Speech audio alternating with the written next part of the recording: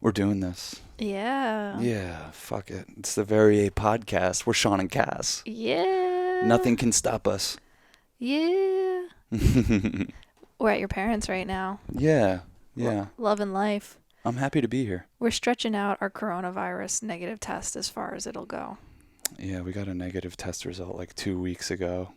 And then we went and saw your mom. Mm-hmm. That was the last episode of our podcast.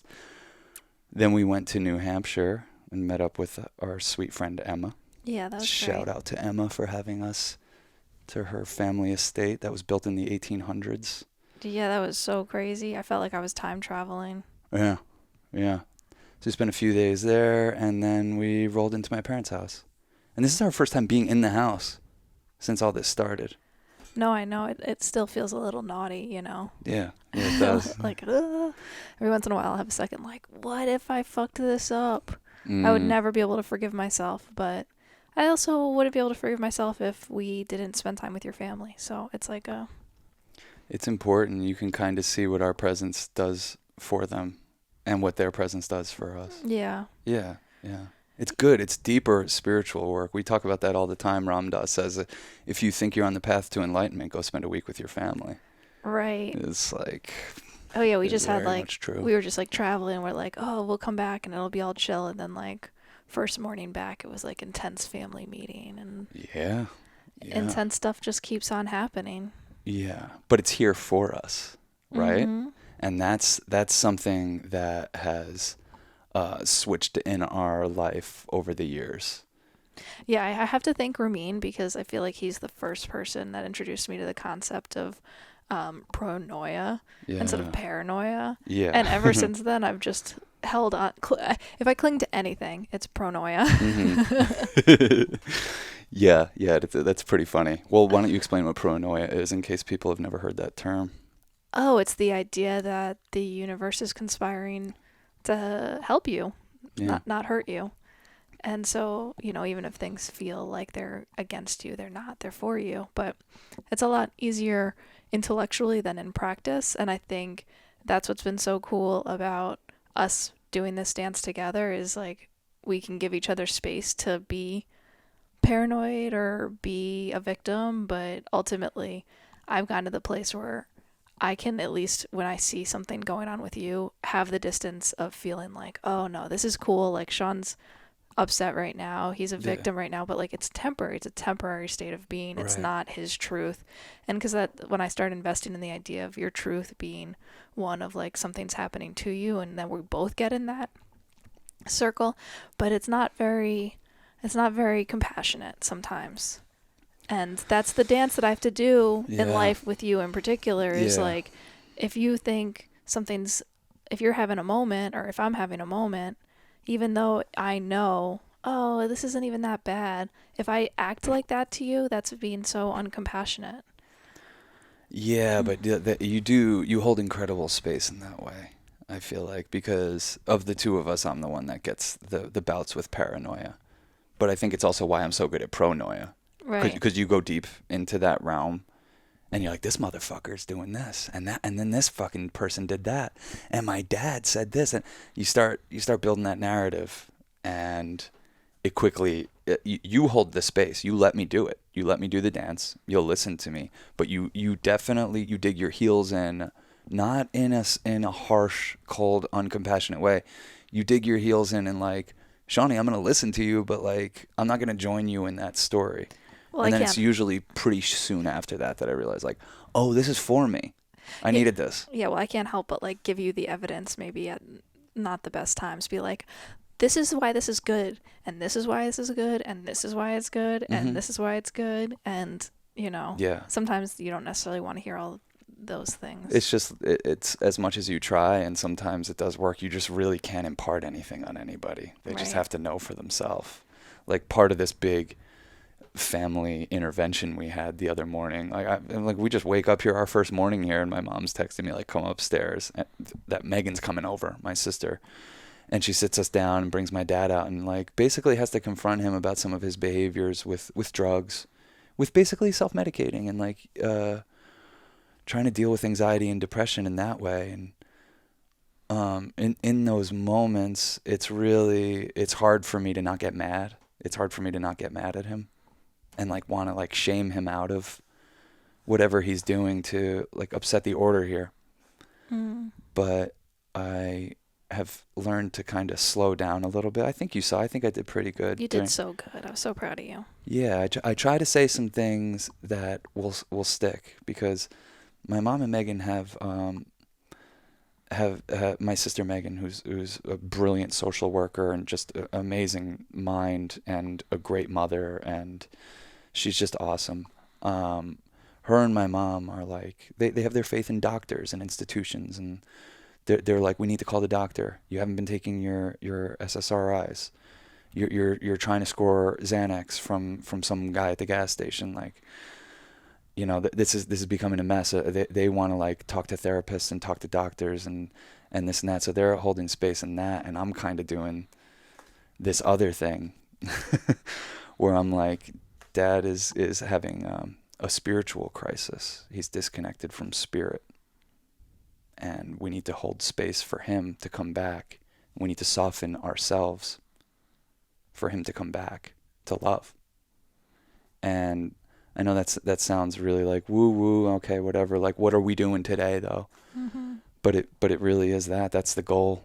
That's the goal is, you know, what is healing?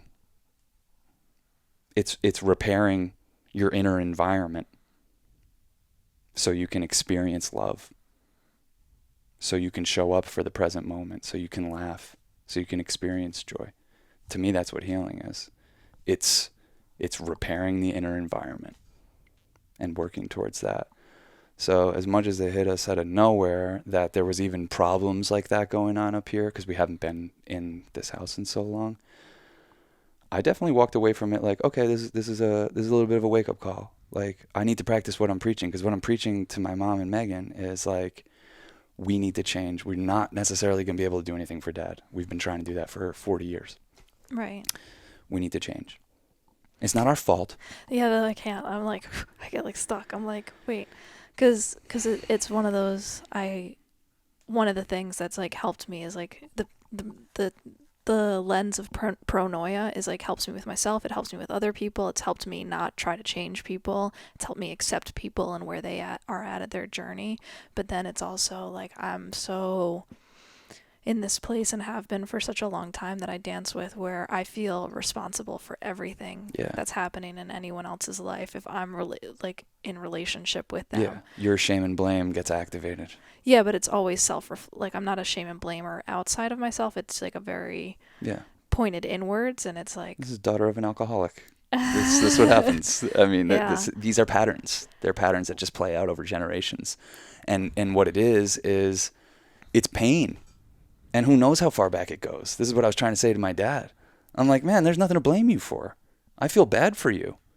Your mom, your parents couldn't show you how to feel safe and loved in this world. And it's not their fault. Who knows what happened to them? And who knows what happened to them?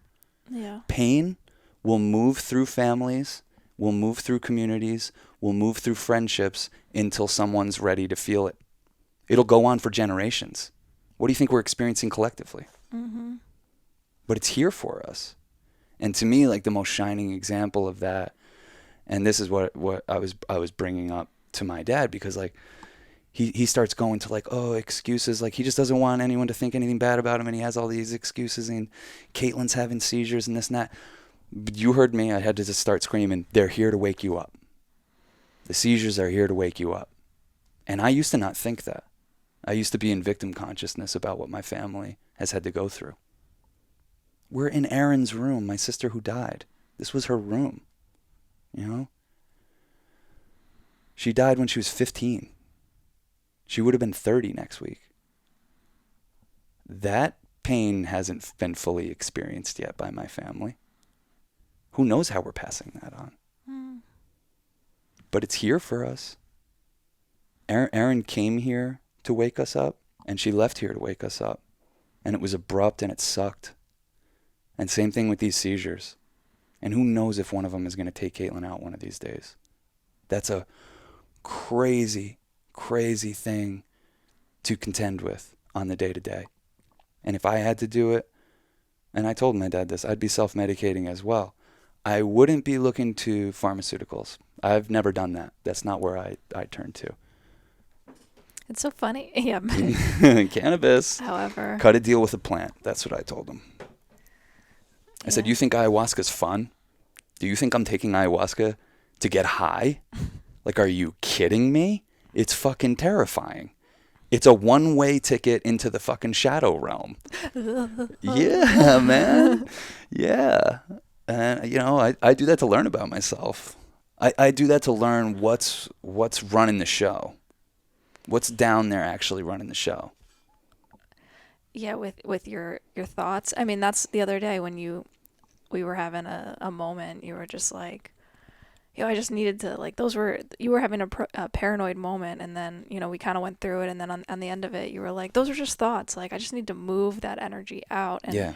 I think that we've become more responsible about that. Like, I think that's the work, is like humans in part, is to like become responsible for taking out your own garbage. Yeah, like, I'm sorry, this is my bad trip right now. Like, I know you're around for it, but it has nothing to do with you, even if I'm trying to lay it on you. Right. You know, because that's the thing we all do. Yeah. Like, oh, I feel like shit. I want to pull other people into this. Yeah. Oh my God. Well, that's been like the best thing about my relationship with you, is because when I've been stressed, I've wanted to pull you into my stress, or share like, oh, we got to worry about this and got to worry about this. But you get so much more stressed and worried than I don't even have the capacity to freak out about life the way you can freak out about life. I mean, look what I grew up around. You have a capacity to, you've experienced darkness in your life and trauma in your life that I've never even come close to. So when I start taking my little stress and exporting it on you, and when you join me in the depth, your hell is like way down here. Yeah. And it's been such a sacred mirror, because I think a lot of people are so protective of their own pain and anxiety, and you need a partner who can hold you and love you when you're crying, and like, yeah, that's true, and yeah, you do that for me. But I think I've come to understand that I think a lot of people want their stress coddled and their anxiety coddled, and that just, thankfully, I appreciate that hasn't been our path. Because you're such a miserable person to be around when you're stressed, I've had to be like, oh my God, I'm not even going to bother Sean with this small anxiety, because if I start just planting this little seed of like, let's be worried, let's stress about this, or what if this happens, you turn it into a mountain. Oh, yeah. And I'm like, this sucks so much worse than if I just self-processed my own garbage. Yeah. You know what I mean? Yeah. So it's like, there was a time where I was like, well, if Sean could just deal with my stress better, then we would have a good, happy relationship. And then I was like, or I could just deal with my own stress better. Yeah. Yeah. Yeah. As much as I've tried to lay that trip on you, like, here's what you need to do for me to be more comfortable around here, it's never true. It's never true. And in a sense, we do coddle each other. It's just a little different. Yeah. It's just a little, it's different. I mean, I have the utmost compassion for you, and you have the utmost compassion for me. It might not always be displayed if we're in the heat of a moment and we're playing tug of war a little bit. Yeah. Yeah. I mean, that's not always fun, but I mean, it's really useful ways to move energy. I mean, you being stressed at me being stressed is you being compassionate. You going into the depths of hell with me is you being compassionate. You're like, you say this is serious and this is something worth stressing about, like, I'll join you in this stress, you know? Yeah. Like, that is you going there with me. Just, I don't like it. I know. I don't like it. Yeah. Yeah, no, I know what you mean. It's tough. It's really tough to navigate all this stuff, because the other thing is, like, we're like out there going into the world again for the first time. Mm-hmm. And we're getting around people who also haven't been around people in a long time, or conflicts in a long time, or other kinds of energies. So it's kind of like figuring out how to walk again a little bit. I know I came into this house like very sensitive, very protective of my boundaries the first day or so. And then it kind of starts to melt away as you let go. Yeah, that's the thing about hanging out with people that probably aren't being as cautious is because it's really hard to maintain physical boundaries when you start sharing space with someone. Yeah. That's the thing about being in New York City. Like, I love it and we're going to continue to be there, but damn, for so long I was so not confident. Like, every time we came up here, I was like on high anxiety. Yeah. When we were visiting Josh, I was on high anxiety because I was like, dude, you've been home for however long, and I'm like living. I can't even leave our apartment without like being in a stairwell or an elevator or whatever in a confined space with other people. Yeah. No, it was going out and doing the podcast with Josh. What was that episode, like 196 or something like that? Mm-hmm. Check it out. It's really good. That was a wake up call for me. I'm like, this motherfucker's been taking this seriously, and his community's at risk. And like he said in the podcast, he knows 6 people that have died, and they know 6 people have died. So it's bigger than we think. And just seeing how he navigated that, and that like he was being really good about the social distancing with us, and wearing masks and not hugs and handshakes and personal J's, the whole thing. Yeah. Then literally cut to 4 days later, we have another friend who, I'm not going to mention their name, but we could talk about this. If it's going to make you uncomfortable, I won't even go there, because I could already see your body language changes. Like, oh. Well, I mean, that was just a stressful hangout. Of course, I'm gonna like tighten up thinking about it. Well, but let's move through it. Okay. Let's process what that was, because we definitely tried to claim a little victimhood over that. Oh my God, we had 5 days of victimhood over that. I don't think of it as 5 days of victimhood as much as it was 5 days of integration. Okay. But let's talk about what this was. Okay. We put out a podcast called Let It Burn after the George Floyd murder.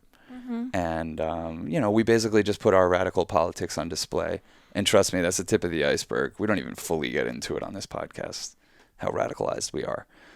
And we had a friend who had been on the podcast a couple times call us up after we put that out. And she starts going on and on about cabals and conspiracy theories and, the mantra of I can't breathe. Like, she's saying all this stuff on the phone, like how the mantra of I can't breathe is like, it's cursed.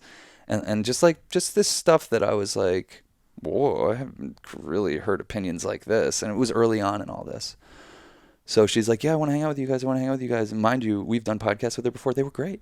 They were awesome. We thought it was cool. So we're like, all right, we'll come pick you up. She lives in the city. We'll come pick you up, and we'll go over and we'll do a podcast back at the house. Like, we'll have a day together. Yeah. We'll hang out. Mm-hmm. So we go to pick this person up. We get there. She comes outside. She's not wearing a mask, and we are. And she's like, oh, what, are you guys going to be wearing masks? And we're like, I guess not. I'm just thinking, like, no, let's just play it cool. She obviously has been quarantined. Maybe she knows she doesn't have it or whatever. So we take off our masks and we start driving from Manhattan back over to Greenpoint. On that car ride, which was, 15, 20 minutes, mm-hmm. just a racist purge like I've never really bared witness to before. Mm-hmm. Because I think people usually are a little bit more reserved. Or is the word couth? Yeah, that was very uncouth. Yeah. But just let it out, and has all these intellectual gymnastics and spiritual bypass mechanisms to justify why George Floyd was killed. Or, as she said, why black people are more racist than any white person she's ever met. Or and it goes on. Black Lives Matter has no message, and they're all a bunch of idiots. Yeah, and they don't know their shit. Like, this went on... As if she does. This went on for, 5 or 6 hours? Mm-hmm. 5 or 6 hours of us just sitting there listening to a person explode with anger and rage.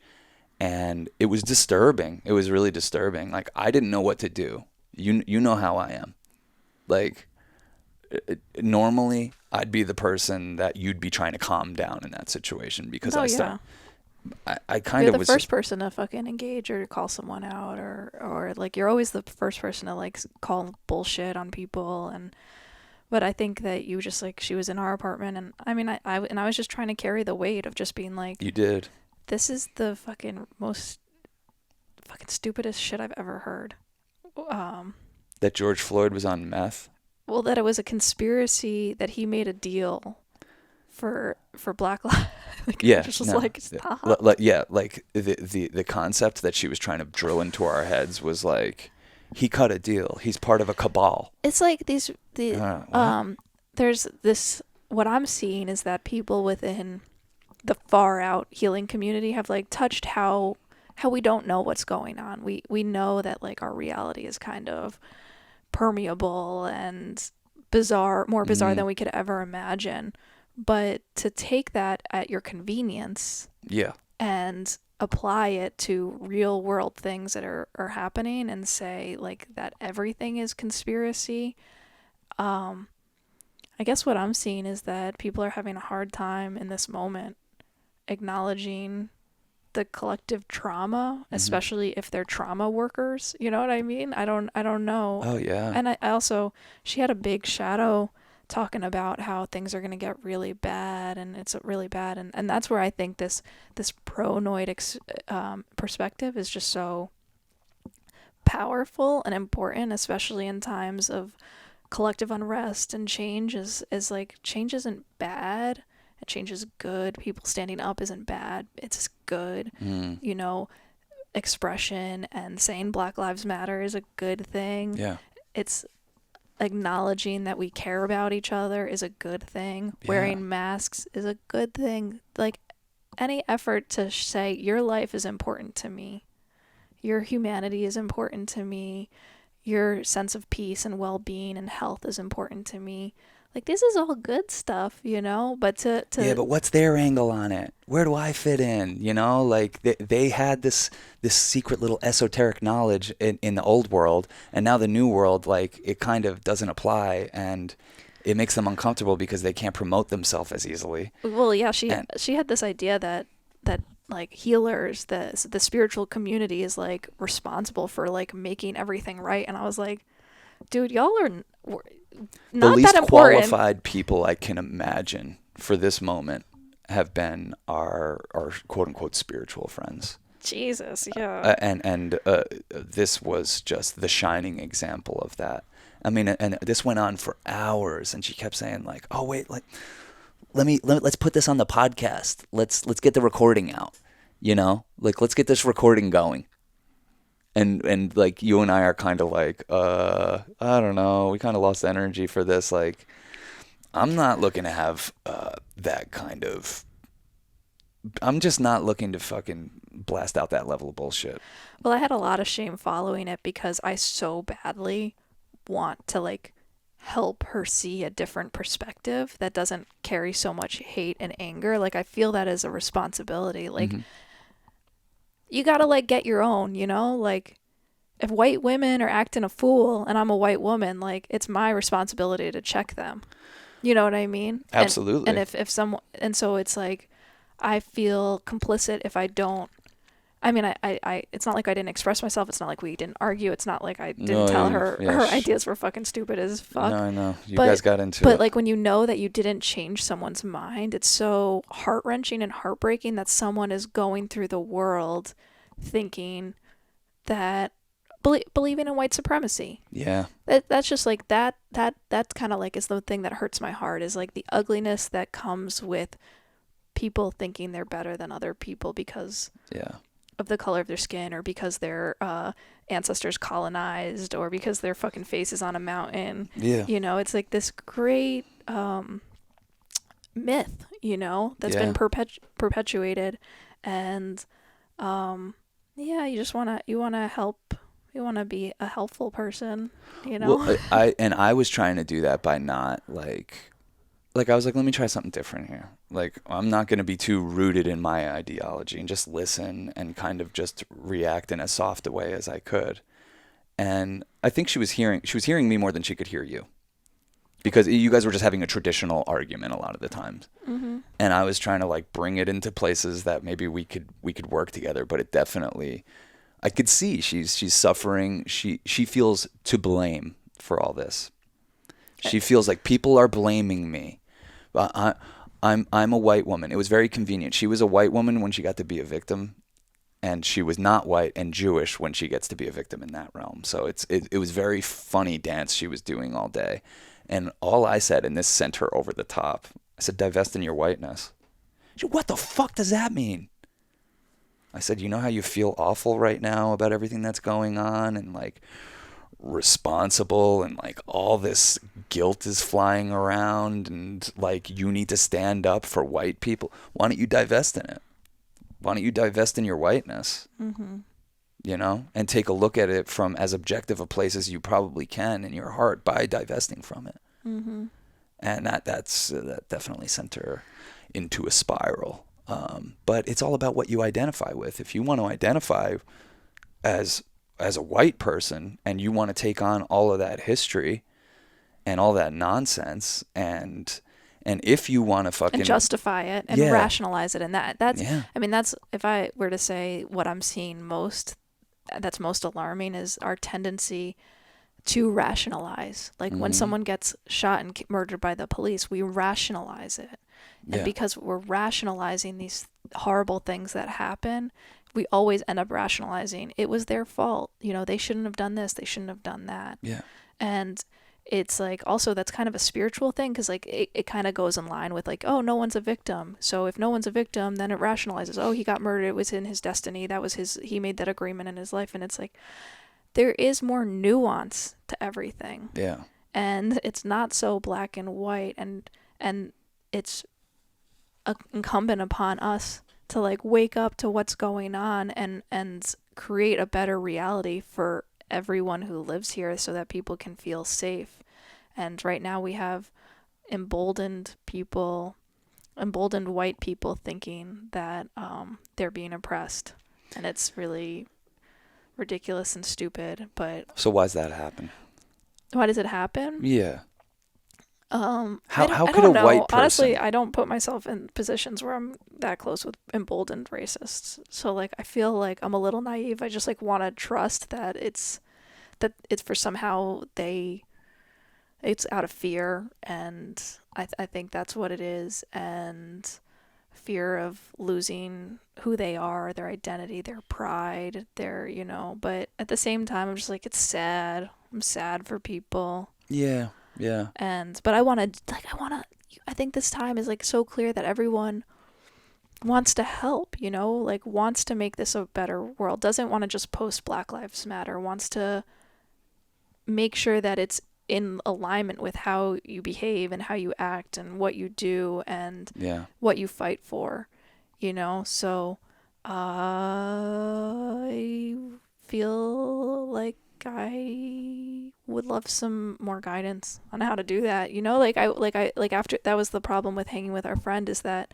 I felt like so useless and impotent. I was like, I did not help that at all. Like she has you might have made it worse. She has every rationalization and justification for why she thinks the way she thinks, and it has to do with her family history and the, you know, there's her trauma is like that it's all connected. But you want to like, how do we help? I think it speaks to a bigger issue in this country that we've just seen play out time after time as things have gotten worse, as we've gone further into the death rattle of capitalism. People they don't have any sense of what their future could be.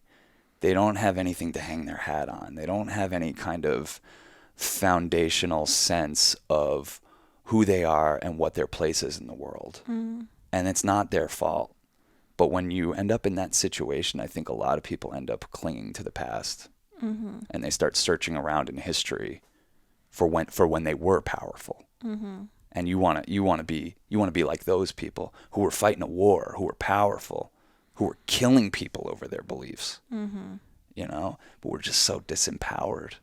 We've become nothing but fucking just consumers. And it's hard to picture this brighter future that we're trying to get everyone to step into when you've never had any sense of that. You've never had any example of where you would fit into that or how that would help you. In fact, you've seen the opposite. I understand why people start to try to cling to heritage and this kind of thing, because they don't have a future. It's as simple as that. And then what happens, and I think our education system has a lot to do with this, and the media has a lot to do with this, is we get a fucked up sense of freedom. Like, we Right, yeah. love talking about freedom in this country. We're the freest country in the fucking world. Well, what are you talking about when you're talking about freedom? To me, it seems like most people that are out there with their eagles and their flags and talking, touting freedom, this and that, to me, those people are talking about a freedom to not give a fuck. Right, yeah. To not give a fuck about anyone else, anything else. That they're there to get theirs. And it's beyond survival. They're there to get theirs in excess. Yeah.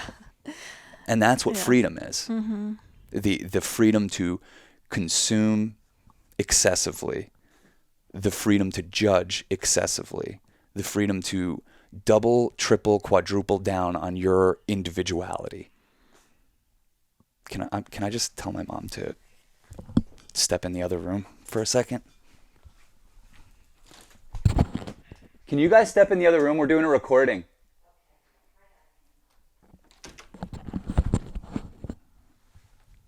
Yeah. So, yeah. I think we have a fucked up sense of what freedom is. And that's the thing that America's supposed to represent. Freedom. The most militarized. Yeah, it's freedom to not give a fuck. Yeah. It's like when Melania wore that jacket. Like, I don't care, do you?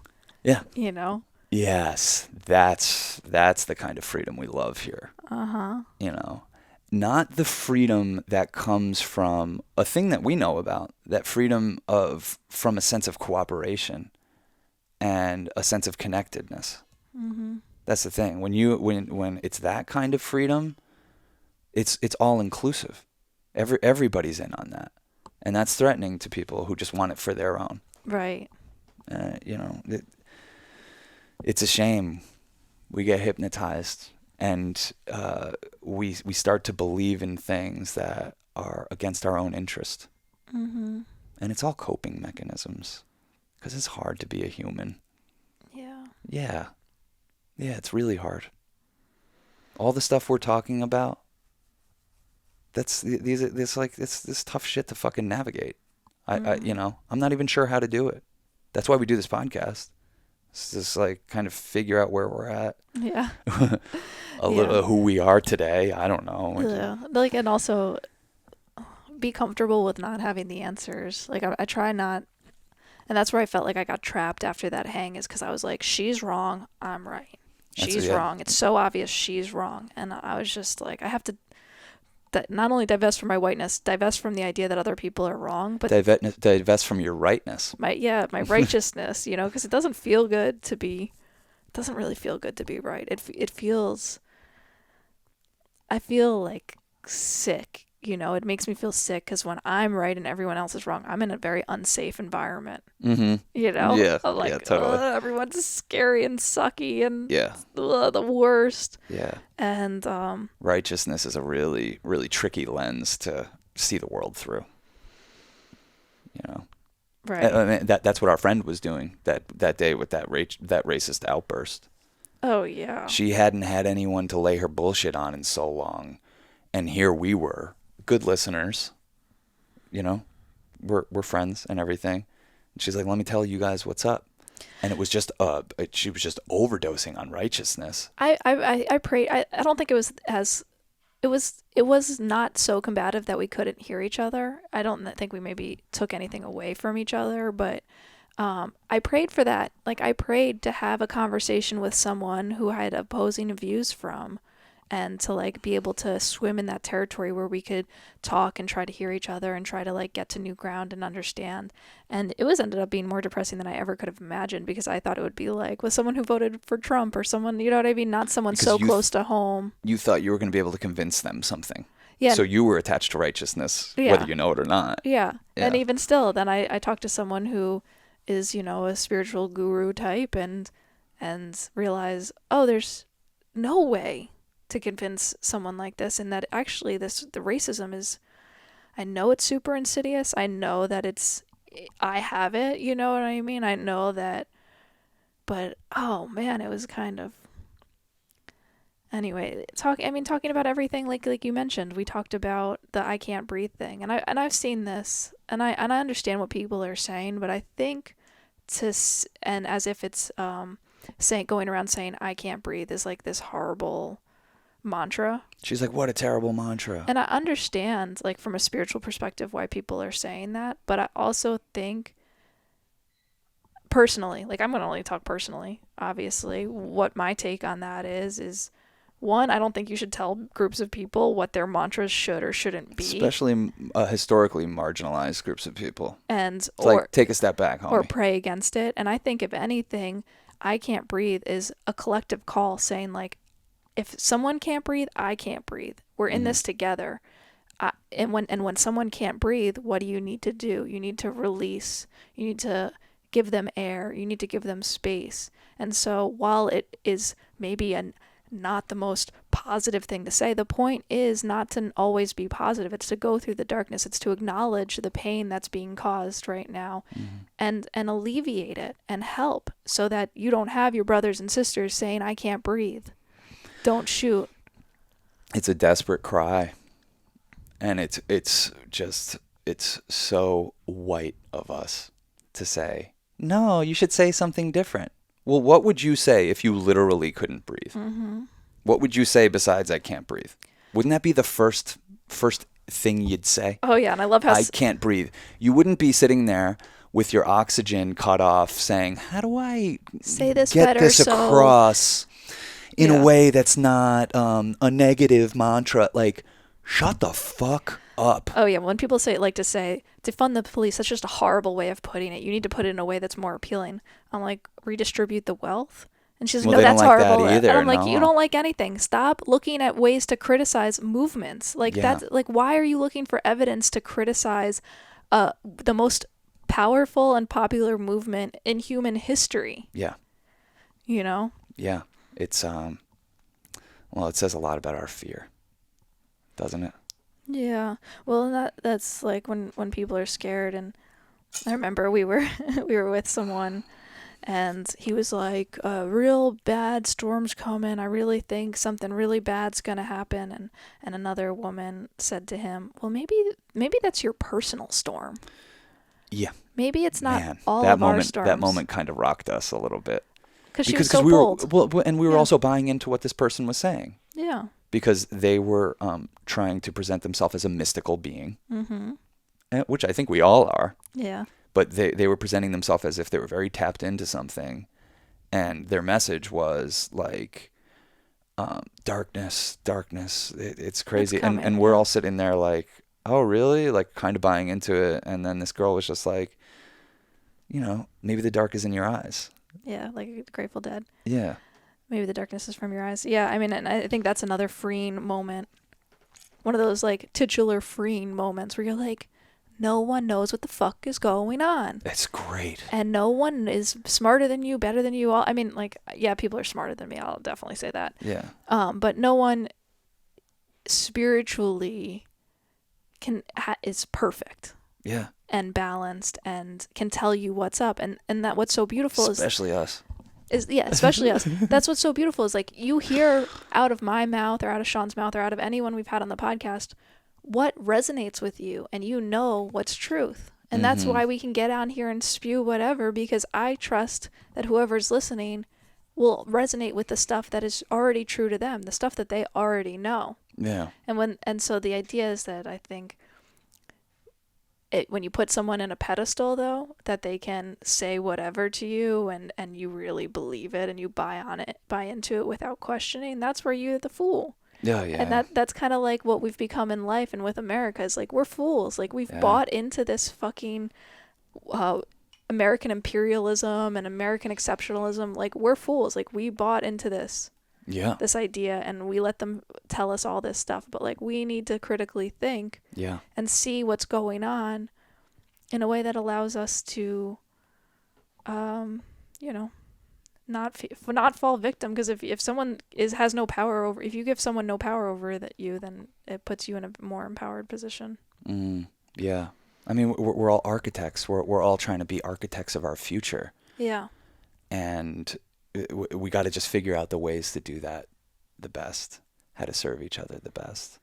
To me, it's an impressive thing when collectively we start to step outside of our individual egos and look out for each other. Mm-hmm.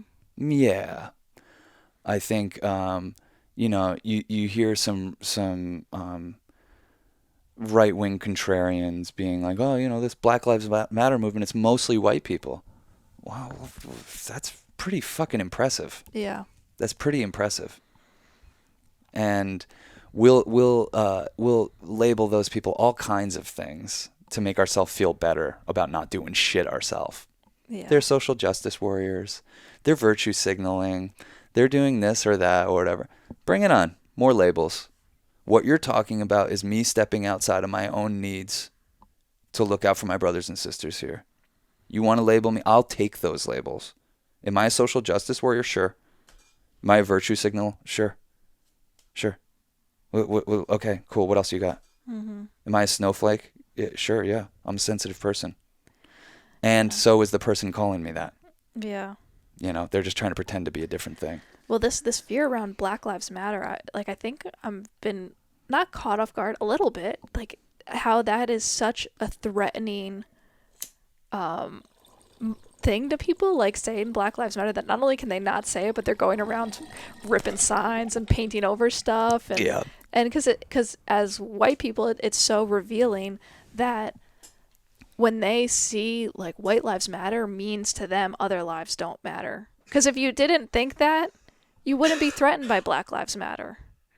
Black Lives Matter only is threatening if you yourself are invested in your whiteness. Invested in your whiteness and invested in white people being more powerful than black people. Because I don't think black people are saying we should be more powerful.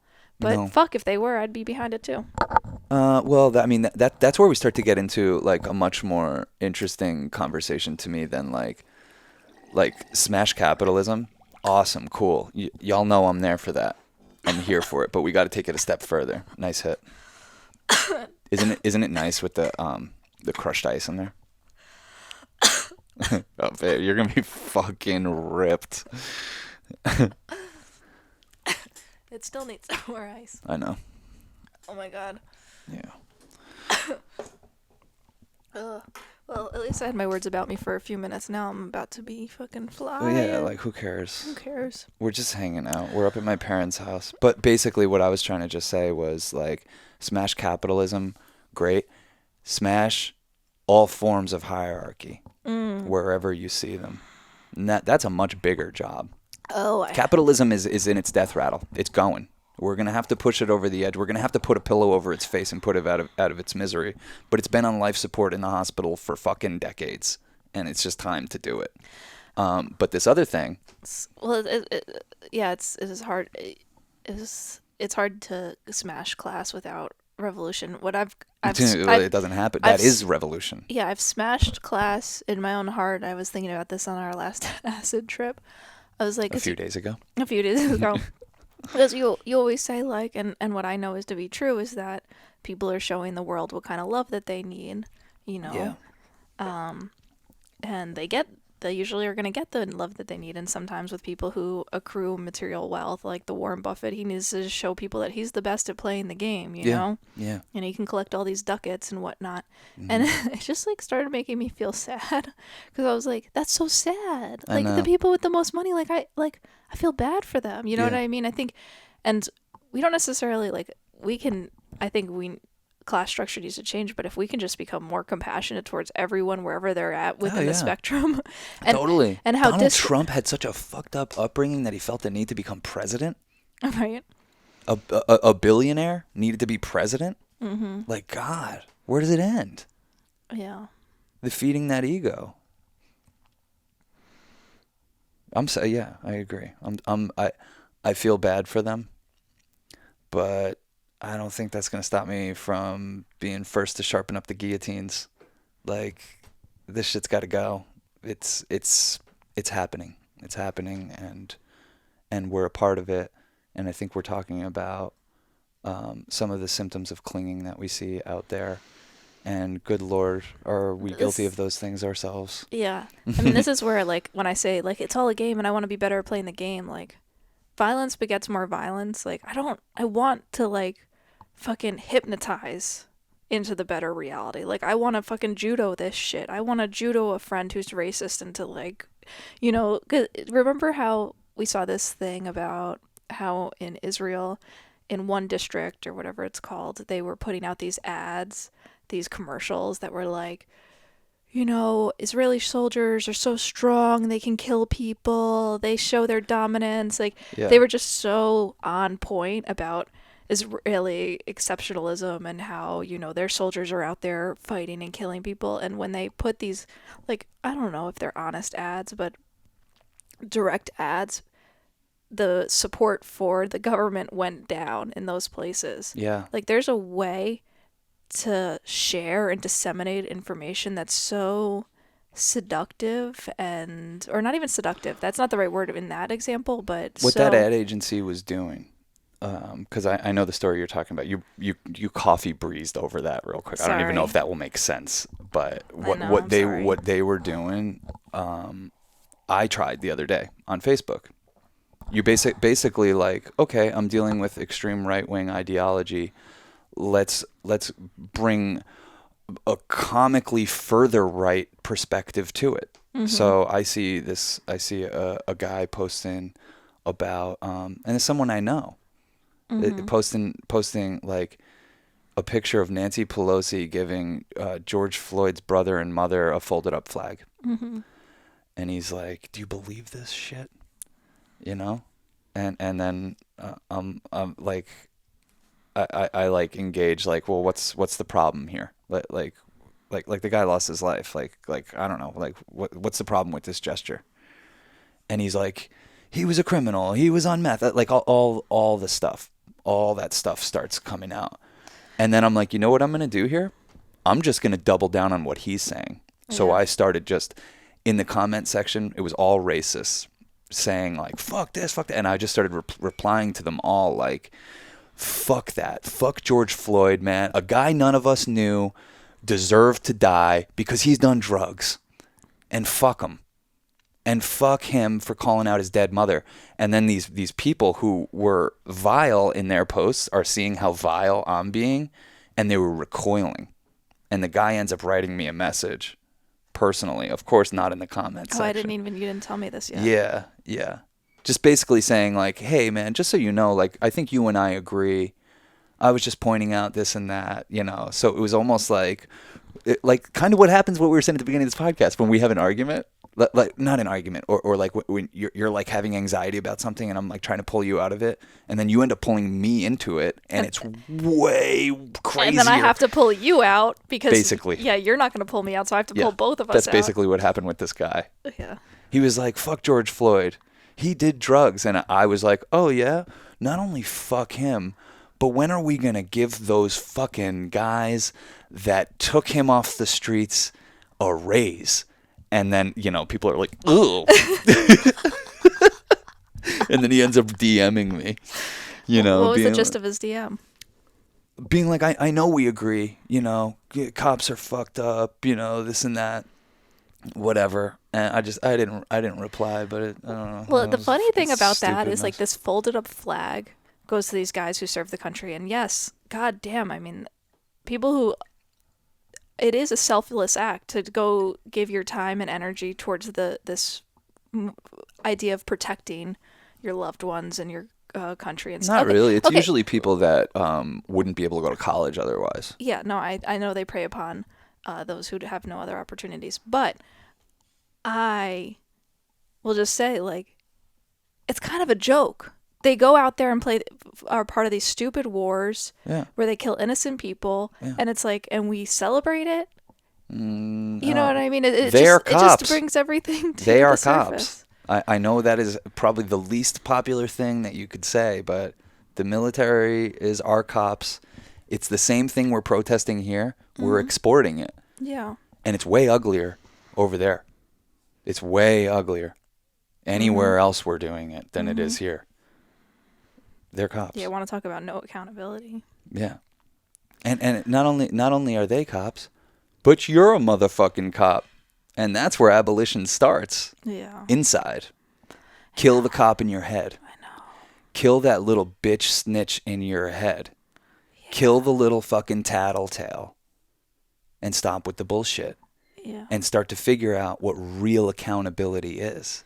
Yeah. That's the thing. When we have a little person we can call and they're going to come save the day, what kind of accountability are we even really talking about? Mm-hmm. How could people even develop the skills that we need to diffuse and de-escalate things? Yeah, like calling the cops is like calling a gun. Yeah, that's what you're doing. And it's like pulling out a gun. You don't know for certain that you're not going to end up shooting yourself because you're a fucking idiot, you know? Yeah.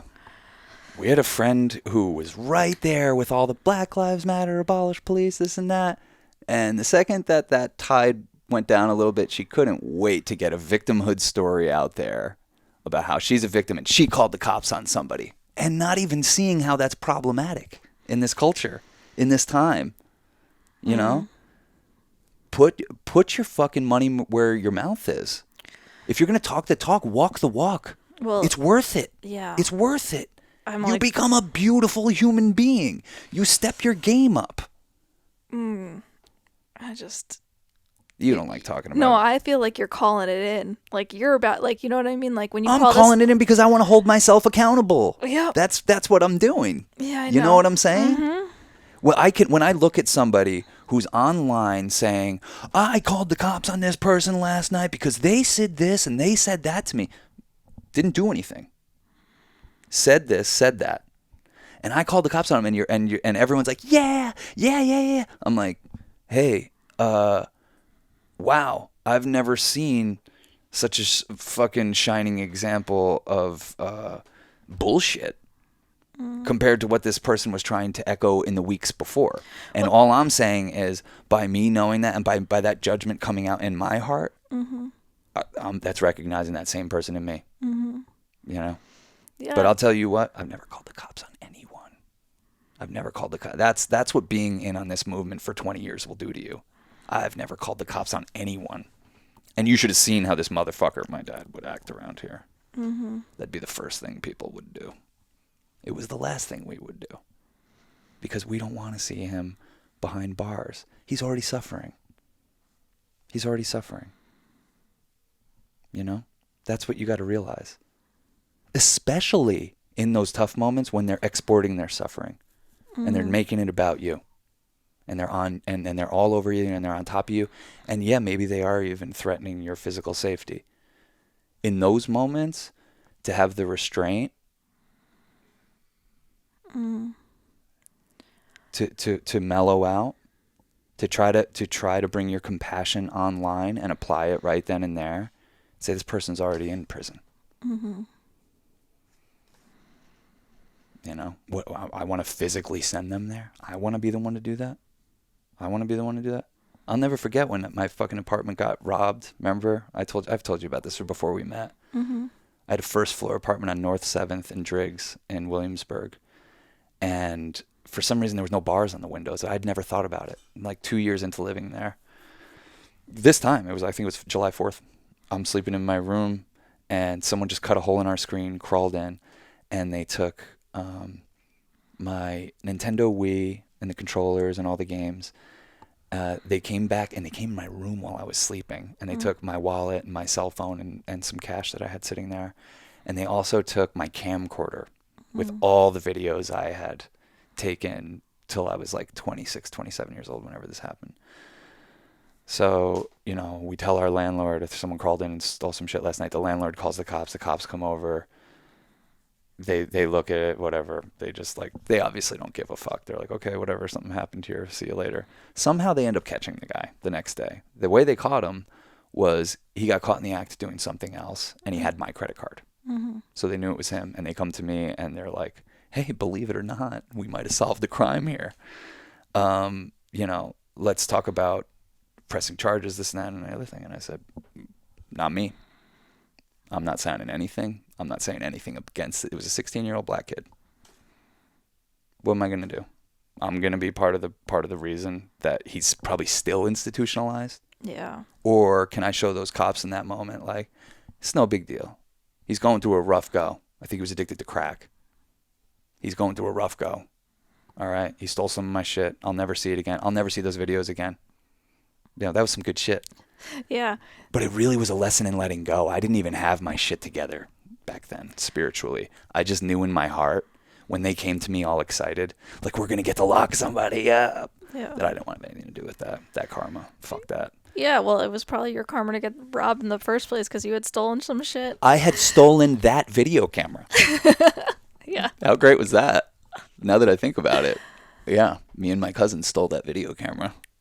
Basically, it was like the beginning of me making films. Yeah. And then it got stolen from me. So, like, it's like, you know.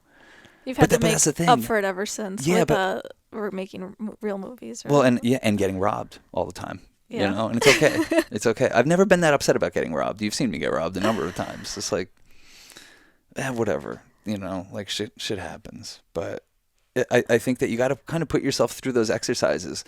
Do the thing that you wouldn't expect yourself to do in those situations. Yeah. You know? Awaken your Christ consciousness. Have compassion for people in a way. And I think that, you know, the best moments to do those are the most intense, the ones where you're so, you know that you're right.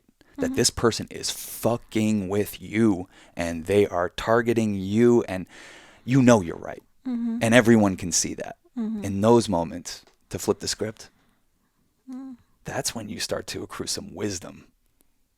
That shit sticks with your cells, remember it. Oh yeah, that's like, it kind of feels like a game now. How fast can you flip the script? Yes. And we just, and that's why you and I give each other more space now, because it's like, all right, cool, run this one out. I'll see you later. You know? Yeah, exactly. Yeah, but I mean, that's where you can use this pronoia way of seeing things. Like I tell my dad about the seizures. The seizures are here to wake you up, man. They're here to make you a better person. Use them for that.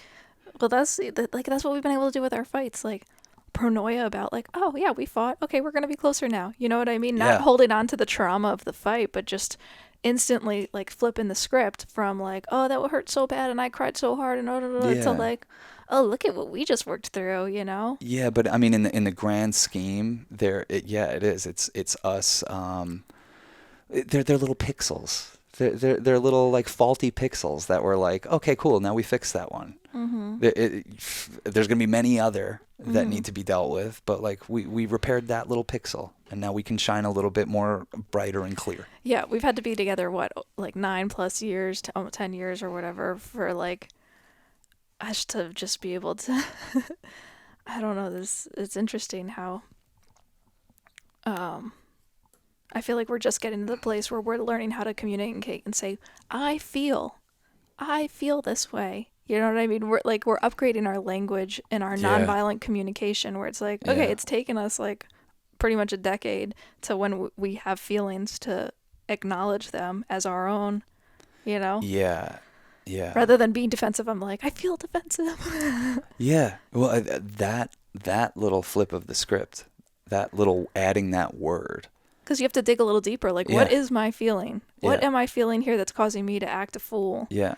Oh, you know how embarrassing it is? At least at first. It's changed, but how embarrassing it is for me to have to, in the depths of one of my fucking worst moments, to have to say to you, even though I've been blaming you, I know this isn't fucking have anything to do with you, Cass. Like, I'm just, like I had to do that yesterday. I had to do that yesterday. Like, we got up, we were having a good day, and you're like, why don't you hit up a couple of your friends? I made paintings for them. I want to drop them off. And I just was like, I just became paranoid. Yeah. I was like, fuck, I don't want to hit anyone up. They don't like me. No one wants to hang around with me. They're not going to respond to my text. I'm like, bitterly was like, fine, I'll fucking do it. And I hit them up. They didn't get back to me within 5 minutes. And I'm like, you see? You see what I mean? No one wants to be around me. You made me do this. You're fucking out of control right now. You have some idea in your head that we need to do something, and it has nothing to do with me, and it's making me feel really self-conscious. I don't want to conjure up these demons that my friends don't like me. I don't want to think about it. Why are you making me think about this? And before I could even be done fucking bitching and moaning, they had already both gotten back to us, excited to hang out. But I kept it going until we were in the driveway of the person. It for all those words. And then, you know, it's just like, it's just so embarrassing in those when it dawns on you when you're in one of those moments, like, oh, it's not her, it's not them, it's not her, it's me. It's me, you know. Mm-hmm. I got to do some work. Yeah. I gotta get my confidence back. Yeah. You know, it might just be a small thing you need to do too. Yeah. Well, it's really, really pleasurable for me to go from like being really invested in you feeling better to like letting you have the space to milk it. You know? Yeah. I'm like, Yeah. oh, he's gonna milk this one. It's all right. Well, but then what's great is I end up making myself feel better, and it's great because I just taught myself how to swim. You Yeah. didn't throw me a life preserver. You didn't have to. You wanted to, but you didn't really have to because you were like, oh, he's starting to get the hang of this, and it'll be much more useful to him moving forward if he could just learn how to swim in this himself instead of me throwing life preservers all the time. Mm-hmm. So, yeah, sorry about that. It's just so funny. It's just all so funny. Yeah. It's all good. Yeah, I know. We're good to each other. Yeah, no, and I think it's funny to talk about this stuff. I don't think we could do the drugs we do if we weren't. Good to each other? Yeah. Oh, yeah. You know how many people we know like went and took ayahuasca and then got a divorce? Mm-hmm. Or Probably was for the like, best, yeah. or like took shrooms for the first time with their partner and broke up. And they were together 12 years before that, you know. No, I've been thinking, I think I love you more than I've ever loved you. Yeah, man, you've been looking at me in a way that I'm like, I don't know if you've ever looked at me like this. I think it has to do, you had a dream the other night where we were like locked eyes. And we were just like, you know, transmuting like a love thing just like between each other. orgasmic love vibrations through just looking. And Yeah. ever since then, you're looking at me a little different. But you were so nice to me when we were on acid the other day. Like, you were so sweet. You were just like looking at me very lovingly. It's easy. You're so cute. Oh. But yeah, I don't know. Like, it's crazy. Like, we've been together for so long, and the more I get to know you, the more I love you, you know? Well, because I'm getting to know me too. Yeah. So it's like, it's this exciting thing. We're not stagnating. I'm turning 39 years old next week. Mm-hmm. I feel younger than ever and like more vibrant and healthier and more excited. And I don't know shit. And that's what's great. Yeah. Oh, yeah. Yeah. It's awesome. It's awesome. I don't want to get into that American attitude of like getting addicted to thinking you know something. Yeah. I don't fucking know anything. Yeah. And it's awesome at 39 to be like such a student of life Mm-hmm. and showing up with that attitude as opposed to showing up like you're an expert to everything. Mm-hmm. That ain't fun. What kind of learning is going to go on if you're already an expert in everything? Yeah. Well, Yeah. and then when you realize you don't have the best information, you're going to be attached to things the way they were, right? Yeah, exactly. Yeah. I'm going to hit this fucker. This has been cool. This little podcast? Yeah. Yeah. A couple Pronoid androids. Yeah. Just smoking, drinking a little kofefe. Microdosing. Yeah. I mean, this is, we basically split 1 cup of coffee and drink it over the course of 3 days. And Yeah. it still feels like our hearts are exploding. Well, no, I didn't have an exploding one. I had like, Oh, my heart's been exploding this whole time. well, you're drinking too much. You've This had is too much. 3 sips. No, it's too much. You've had too much. You've had too much. Well, you give me this big ass Dave and Buster's glass. Oh my God, it was so funny the other day. We bought some ice creams. Remember that?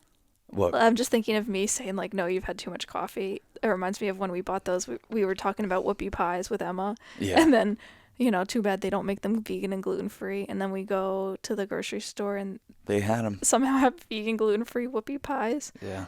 And I took the first bite and I said, no, we're not having this. Yeah, you like called it off for the 3 of us. I was like, none You're of like, us are eating this. Y'all, we're not doing this. And No, then, because I don't want to be around people who've overdosed on sugar. then me and Emma both ate a little piece, and man, she described it really well. She's like, the sugar is like coursing through my veins right now. I'm like, yeah. It felt like I was peaking again. Yeah. It was towards the end of our acid trip. Felt like I was peaking again. Like, what the fuck is this? Yeah. What is sugar? Yeah. Christ in heaven. Yeah, we were all very sensitive. But I was like, no, don't eat anymore. And you looked like a naughty little kid. You just like threw it in your mouth and like, Yeah. you're like, oh, it's gone. Too bad. Yeah. Well, that was me fighting back a little bit. And then and I said, well, you can't look at me and complain about you don't feel good. Yeah. Yeah.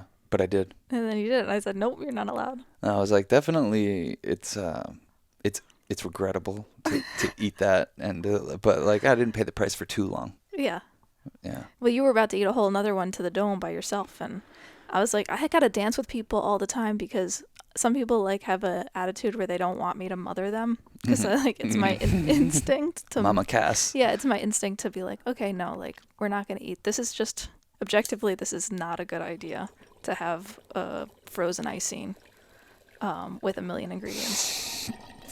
Yeah, you couldn't even name one of the ingredients. But there's certain people, like Emma was saying, like I don't like to be told what to do, so. You got to be careful. Like I have a friend who every time we get in the car, I'd be like, "Can you put your seatbelt on?" And she won't put her seatbelt on because I said it. She wears her seatbelt all the time otherwise. But there's something about how different people relate with each other that a lot of people don't like to be told what to do, and I can respect that. But that's where I have to get more into judo, where it's like I don't say don't eat the sugar or don't eat the whoopie pie. I say like, I don't know. I gotta get really smart, basically. You say have 3 of them. Have 3. Reverse psychology. Live it up. Live it up. I hope we can I hope this smoke screen is getting captured. Yeah, the smoke looks great in here. Couldn't figure out really a good camera setup for this one, so the wide shot has the close-up cameras in them. Yeah, we're experimenting. This is just for fun, so. It's all just for fun. Whatever. We're coming up on almost 200 episodes of this, though. Yeah. Yeah, we better get serious at some point, right? Yeah, I don't. What about sponsorships? What about iTunes reviews? What about guests? What about guests? Yeah, every once in a while I think, should we ask for iTunes reviews? Because would that help us get more legitimate guests or something? I don't want more legitimate guests. I want less legitimate guests. Yeah. I want to bring more people like Gabriel. Mm. Like Daniel. Like where it's like they don't have some website where you can go and say, oh wow, they took a 60-day course in meditation and now there is some sort of no, where it's like you got to feel it. And you got to listen to your heart and read if that person is for you. And if what they're saying is for you. Cool. Well, let's call it in. Oh yeah, definitely. Yeah. More guests, more fun. Maybe some more light travels in our future. Little trips. Mhm. Yep. Cool. Well, I love you. I love you. I love doing this, and it's so much fun, and we'll see you on the other side. Peace and love. Peace and love.